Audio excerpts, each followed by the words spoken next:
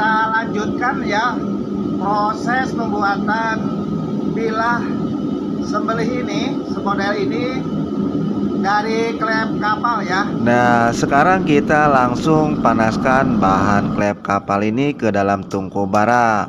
Menempa klep kapal ini punya tantangan tersendiri teman-teman, karena aslinya didesain untuk mesin berat. Baja ini punya sifat yang sangat ulet dan keras kepala kalau ditempa manual. Kita harus pastikan suhunya benar-benar pas di warna merah kekuningan, supaya besinya mau mengalir dan melebar waktu dipukul.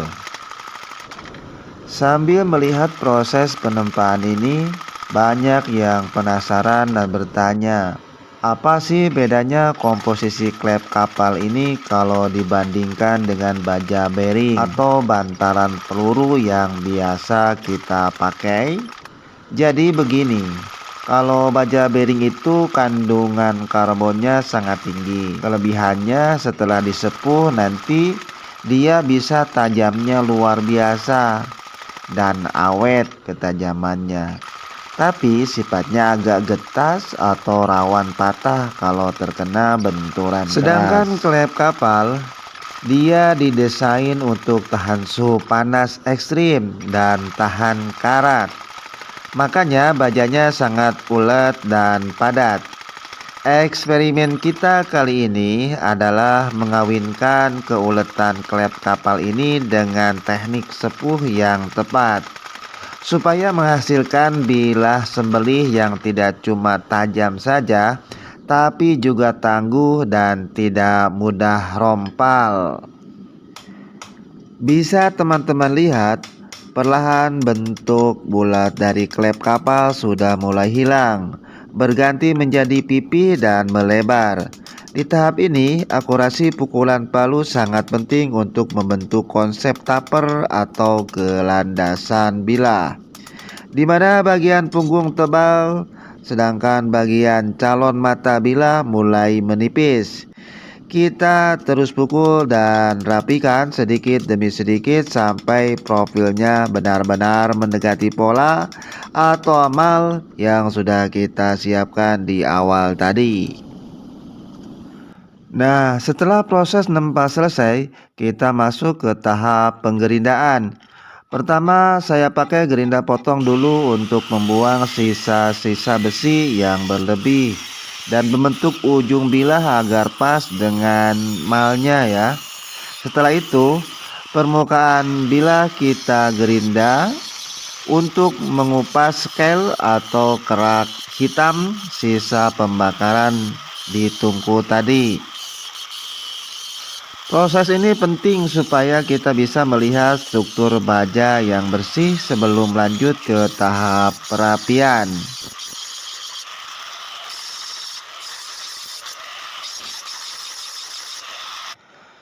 Langkah berikutnya kita pindah ke gerinda duduk. Di sini kita harus ekstra hati-hati dan sabar ya teman-teman. Kita rapikan jalur bilahnya. Ratakan bekas pukulan palu yang masih tersisa dan mulai membentuk sudut ketajamannya atau bevel. Saat menggerinda ini, bilah jangan sampai terlalu panas supaya karakter bajanya tidak berubah atau melunak sebelum nantinya kita sepuh. Setelah bentuknya sudah presisi dan rapi, barulah kita masuk ke proses pemolesan. Proses ini memang memakan waktu yang cukup lama karena kita naikin gritnya amplasnya bertahap sampai nanti permukaannya halus dan bisa mengkilat kinclong seperti kaca. Nah, bisa teman-teman lihat sendiri hasil polesannya sudah mulai kelihatan ya, kinclong dan mantap sekali. Yang ini sudah dikinclongkan tapi belum disepuh ini ya. Nanti bakal hitam lagi dan setelah proses penyepuhan nanti dikinclongkan lagi. Tapi sudah punya dasarnya kinclong ya. Jadi ketika kita mengkinclongkan setelah penyepuhan itu mudah, tidak akan merusak panasnya ini guys, ini tidak terlalu lama ya. Nanti kalau lama-lama kan jadi panas. Kalau sudah disepuh kan bahaya, bisa-bisa turun sepuhannya.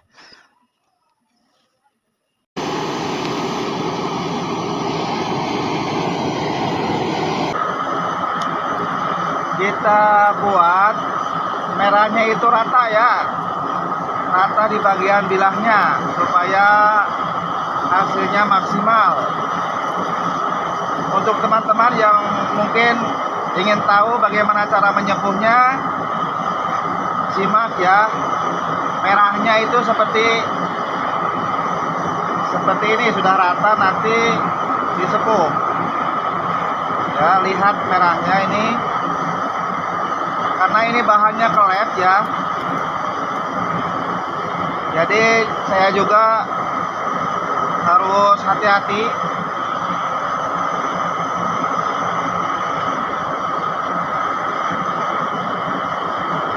Kalau sudah rata di bagian mata bilahnya seperti ini sudah rata ya, tunggu aja sebentar ya supaya tidak retak. Jadi tunggu ya, kita sambil menunggu sini ya.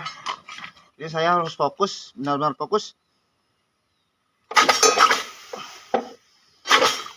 Ini harus cepat ya, takut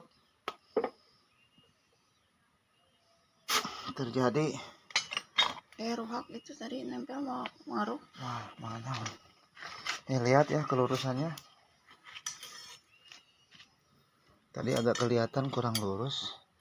Saya juga merasa takut, ini takut patah ya.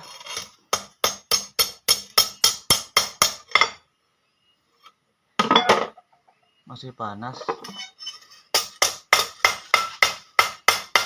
Walaupun ulet tapi tetap saja kita harus hati-hati ya dalam meluruskan ini. Yang sudah ada dingin. Beda bahan, beda karakter. Beda cara, beda bahan, beda cara dalam menyepuhnya. Dan bentuk juga mempengaruhi dalam penyepuhan ya. Kalau bentuknya seperti ini harus rata dulu ini. Ya, panasnya itu harus rata dulu ini. Dan kalau klep seperti ini warnanya itu tidak putih kayak baja per daun, tidak putih ya, hasilnya itu seperti ini. Kelihatan nggak kelihatan ya. Ya, tapi ada perbedaannya nih seperti ini. Ini sifat dari klep itu seperti ini kalau sudah disepuh. Jadi tidak putih, kelihatan putih kalau baja biasa ya, seperti bearing, per daun ataupun per spiral. Jadi bahannya berbeda, hasil sepuhannya seperti ini. Ini hasilnya seperti ini ya. Setelah ini kita proses pengkinclongan ya. Ya, kita langsung kinclongkan ya. Kita kinclongkan sekarang ya.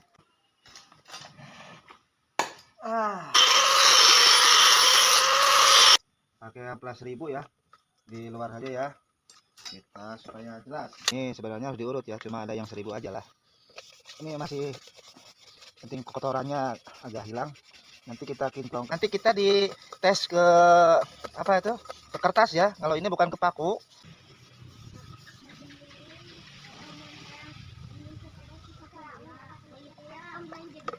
Kayak satu ketinggalan gitu. Pinjol. Kita langsung kita pakai batu hijau ya, atau langsung ini ya. Ini belum rata bener ya, karena lama, ini lumayan liat.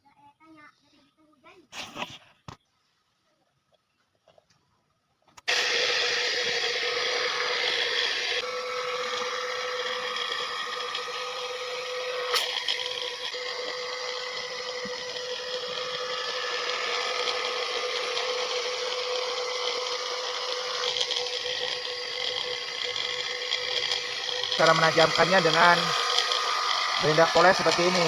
Coba lihat Pak. Nah, seperti ini ya. Kita bisa dites berapa tajam nih. Nah, kalau belum tajam kita bisa, tuh kan tajam itu.